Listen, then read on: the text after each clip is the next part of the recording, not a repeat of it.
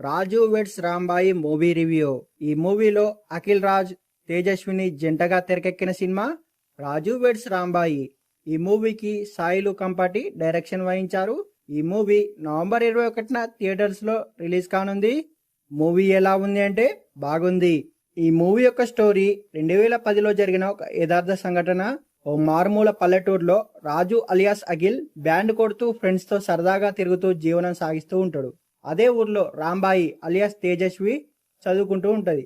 రాజు రాంబాయిని ఎప్పటి నుంచో ప్రేమిస్తూ ఉంటాడు. ఒకానొక సమయంలో తన ప్రేమను వ్యక్తపరుస్తూ ఆమెకు తెలిసేలా ప్రపోజ్ చేస్తాడు రాజు. మొదట ఇష్టం లేకపోయినా రాజు ప్రేమను చూసి ఇష్టపడుతుంది రాంబాయి.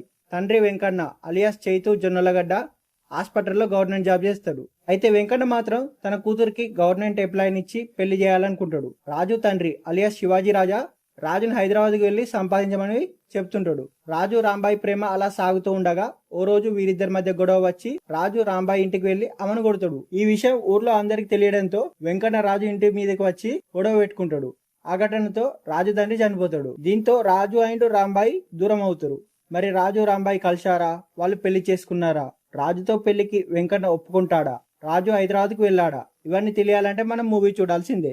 ఈ మూవీ యొక్క స్టోరీ విశ్లేషణ విషయానికి వస్తే, ఓ పల్లెటూరులో జరిగిన ఒక యథార్థ స్టోరీ అని ఈ సినిమాను ప్రమోట్ చేశారు మేకర్స్. ఫస్ట్ హాఫ్ అంతా హీరో హీరోయిన్ మధ్య క్యూట్ లవ్ స్టోరీతో సాగుతుంది. ఈ మూవీ యొక్క స్టోరీ మొత్తం 2010 సంవత్సరం కావడంతో 90s కిడ్స్ ఈ లవ్ స్టోరీకి హీరో ఫ్రెండ్స్ మధ్య సన్నివేశాలకు బాగానే కనెక్ట్ అవుతారు.